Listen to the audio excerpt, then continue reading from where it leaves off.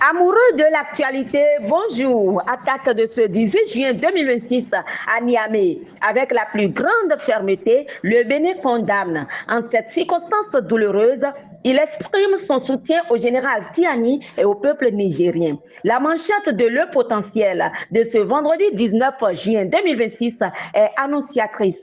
Le Béninois libéré informe. Dans un communiqué officiel, la République du Bénin a fermement condamné l'attaque terroriste survenue aux abords de l'aéroport international Diari Amani de Niamey. Le Bénin exprime sa solidarité au Niger. Le Bénin, solidaire du Niger. Ce sont les manchettes de la Nouvelle Gazette, Matin Libre et les 4 vérités. Le territorial revient sur la coopération Bénin-Niger et titre une avancée porteuse d'espoir pour les commerçants des deux pays. Amis du bout des ondes, gouvernance budgétaire et finances publiques, OBS 2025. Le Bénin, dans le top 5 mondial de la transparence, se réjouit le potentiel. Ce sont les résultats de l'enquête sur le budget ouvert OBS 2025 clarifie le Béninois libéré. Selon cette enquête, le Bénin, premier en Afrique francophone, deuxième en Afrique subsaharienne et cinquième au mondial, explique le Béninois libéré. Assemblée nationale, 25 dossiers affectés aux commissions permanentes, informe Décryptage Info. Le projet de loi de finances rectificative est en examen. Ce jour, vendredi, complète les 4 vérités. La tribune de la capitale se veut plus précis. Le collectif budgétaire de plus de 4086 milliards est en examen. Les députés appelés à se prononcer sur une hausse de 8% du budget de l'État 2026. Pas seulement cela, les députés ont accepté d'examiner 2 lois en procédure d'urgence, écrit Chakpata. Réunis en séance plénière à Porto Novo mercredi, les députés ont approuvé à l'unanimité une demande visant à accélérer le traitement de 2 tests majeurs. Le projet de loi de finances rectificative pour l'année 2026 qui est introduit par le gouvernement et la proposition de loi modifiant le cadre juridique du médiateur de la République. Le Parlement enclenche une réforme qui refroidit les ambitions, relève Dynamisme Info. Plénière aujourd'hui, vendredi au Parlement, baptême budgétaire pour Rodrigue Tchaou, relève l'emblème. Amis de la plume et du papier, Joseph Diogbenou a reçu les membres du bureau du RESJAP, le réseau des journalistes accrédités au Parlement.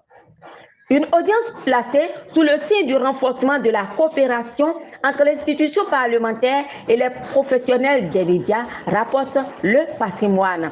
Des échanges fructueux entre le président de l'Assemblée nationale et le REJAP témoignent le témoin. À la criette, auditionné pendant plus de 7 heures de loge, ce que Azanaï a répondu au juge est relayé par le Béninois libéré de ce jour. Et puis, tentative présumée de trafic de migrants au Bénin, un convoyeur arrêté avec 23 adolescents. L'information est dans le potentiel. Bénin, trafic de mineurs, le verre est dans le fruit, accuse Matin Libre. Chers amis du bout des ondes, en Afrique du Sud, refus de liberté sous caution. Ça se complique pour Kemi Seba, constate l'opinion aujourd'hui. Annonce publicitaire avec nous, c'est possible. Nous sommes suivis au Bénin, dans la sous-région et à l'international, sur Facebook, YouTube et TikTok, sur Tadagbe Info. Appréciez-vous cette initiative? Vos gestes financiers matériels, vos observations, vos conseils, tout sera apprécié. Contactez-nous sur les numéros qui s'affichent. Et puis, formation des artisans par la France et le CMA Bénin, un vaste programme pour plus de 800 artisans lancés. C'est une information dans les 4 vérités. Avec le télégramme, nous restons en France, où le gynécologue béninois Justin Denanko a été élu à l'Académie nationale de médecine en France. Le Parisien nous parle d'une affaire de violence sexuelle et nous dit que la colère des classés sans suite. 7 fois sur 10 en 2025, les 25 000 plaintes pour viol examinées par les procédures de la République ont été classées sans suite. Un deuxième traumatisme pour les victimes de viol, se désole le Parisien.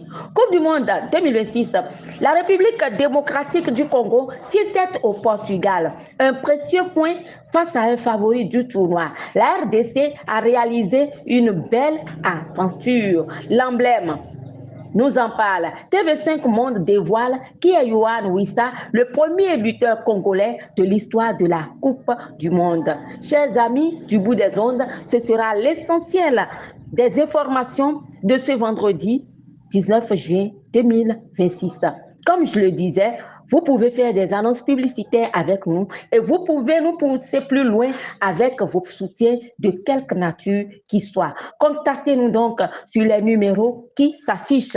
De la fidèle Tamandaro Agossa, je suis l'œil féminin des médias pour vous. À lundi.